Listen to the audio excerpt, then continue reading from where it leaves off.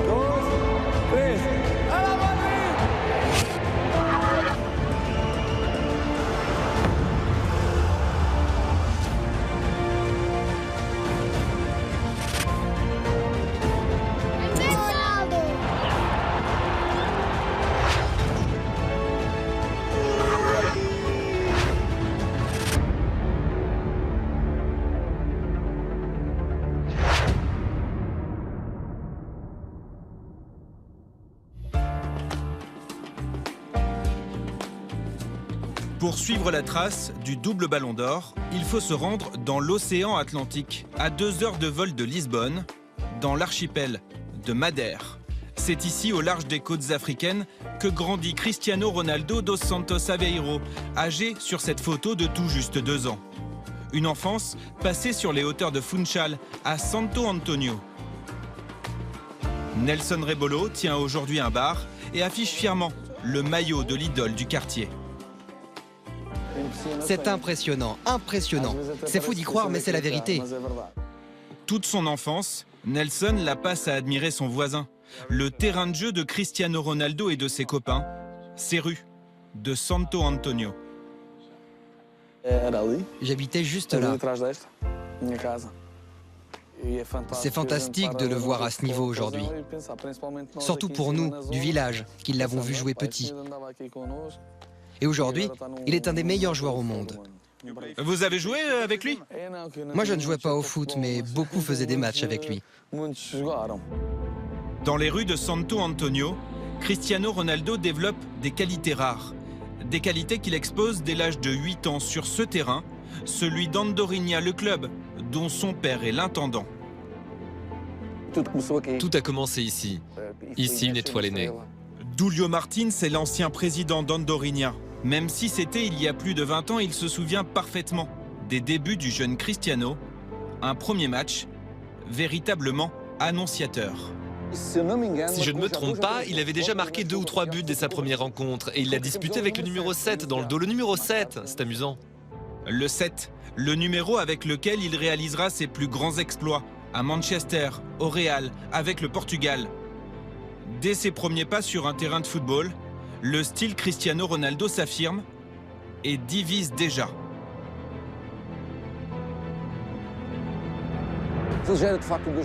Il récupérait, il feintait, il reprenait la balle, il feintait, il feintait, il feintait. Il commençait à énerver tout le monde, ses coéquipiers mais aussi ses adversaires. À cette époque, il avait 8-9 ans, mais était meilleur que des enfants de 11 ou 12 ans. Et le grand club local, le Nacional, ne tarde pas à remarquer ce talent précoce. En 1996, Pedro Caninhas devient son entraîneur. De ce jeune joueur surdoué, il retient une volonté farouche, une obsession de gagner, presque maladive. Lorsqu'il était très fâché, il pleurait.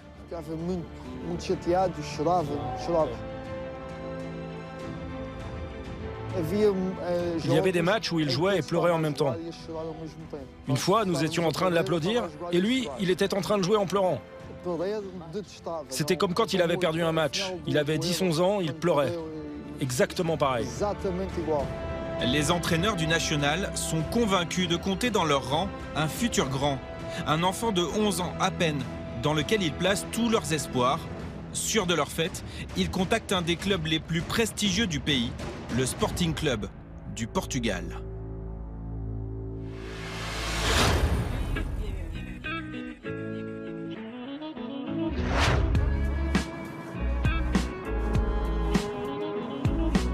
Alcochete, à une quarantaine de kilomètres de Lisbonne, au milieu de la campagne portugaise. Voici l'académie du Sporting Club du Portugal. Aurélio Pereira en est la figure historique. Luis Figo, lui aussi lauréat du Ballon d'Or, a passé plusieurs années sous ses ordres. En 1997, il reçoit un appel d'un dirigeant du Nacional Madère, un appel au sujet d'un jeune très prometteur, si prometteur même que sa valeur marchande se compterait en milliers d'euros. Le Nacional Madère devait 25 000 euros au Sporting, ce qui était beaucoup d'argent pour l'époque. Comme le Nacional était mis en demeure de payer au plus vite cette dette et qu'il n'avait pas les moyens de le faire, le club nous a proposé de céder les droits sportifs de Cristiano Ronaldo en échange du paiement de cette dette. Lorsque cette proposition m'a été faite, j'ai répondu que je ne pouvais pas accepter, car je ne connaissais rien de ce gamin. Par acquis de conscience, j'ai proposé de le mettre à l'essai pendant une semaine au sein de l'académie. Cette rencontre avec Aurélio Pereira va bouleverser la vie de Cristiano Ronaldo.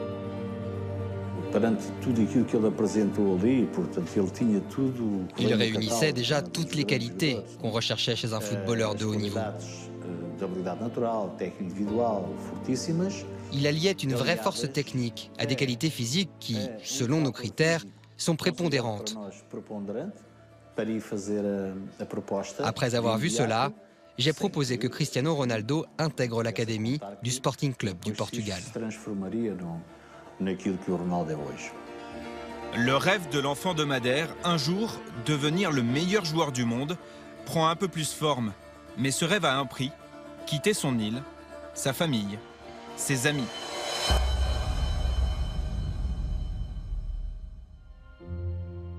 Marco Martins a écrit avec Alexis Greenbaum ce livre sur la star portugaise. Il a scruté l'intégralité de son parcours. Pour Cristiano Ronaldo, les premiers mois à l'académie s'avèrent difficiles, l'adaptation plus compliquée que prévu. C'est vrai que quand il arrive, il est décrié, on le critique beaucoup par rapport à son accent de Madère. C'est des moqueries d'enfant parce que c'est quand il est encore jeune, il a 12 ans, 13, 14 ans, c'est encore des moqueries d'enfant, mais ça reflète un peu l'image qu'ont les personnes de Madère au Portugal. Ils ont un certain accent, du coup les gens se moquent, c'est un peu, j'ai envie de dire, les Belges pour la France.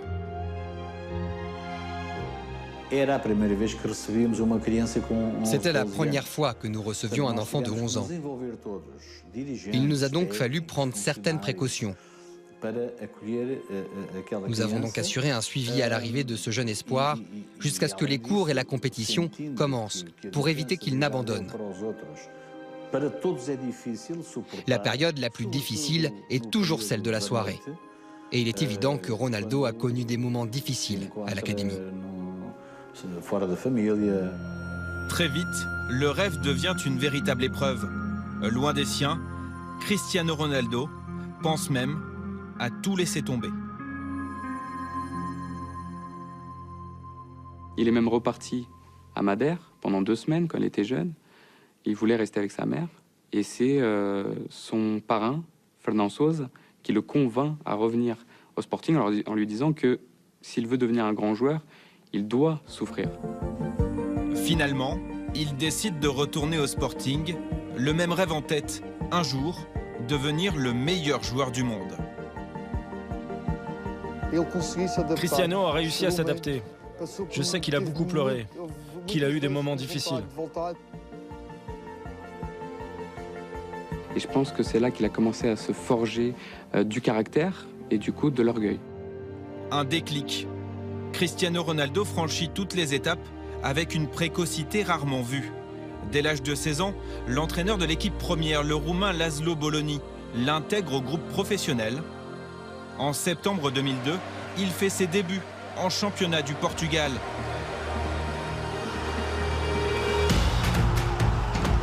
« 31 rencontres, 5 buts. La première saison s'avère très prometteuse. C'est alors qu'un match amical, va faire basculer une seconde fois le destin de Cristiano Ronaldo. «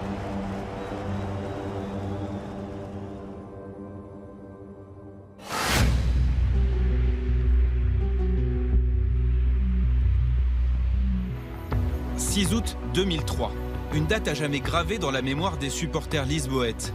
Le Sporting Club du Portugal inaugure son nouvel écrin, le stade José Alvalade 21, face à un adversaire prestigieux, Manchester United et ses stars, Ryan Giggs, Roy Keane ou Paul Scholes.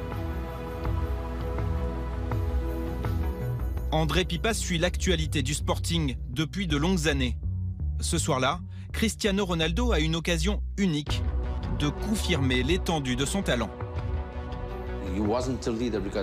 Il n'était pas le leader de l'équipe. Cette équipe avait un bon niveau, avec des joueurs reconnus au niveau européen comme Jardel ou Joao Pinto. Cristiano débutait la majeure partie des rencontres sur le banc, mais malgré cela, tout le monde voyait bien qu'il était spécial. De par son attitude dans le jeu, face aux équipes adverses. Dès le début, on savait que ce gamin avait quelque chose en plus. Et pour ce match de gala, il ne manque pas l'occasion qui lui est offerte.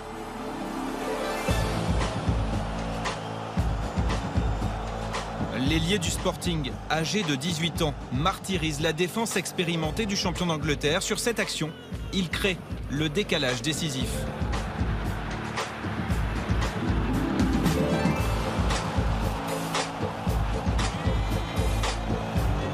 David Bellion évolue aujourd'hui au Red Star en National. Il y a 11 ans, il était un attaquant de Manchester United. Il a disputé cette rencontre d'avant-saison, un match au cœur d'une préparation très intense pour les joueurs d'Alex Ferguson.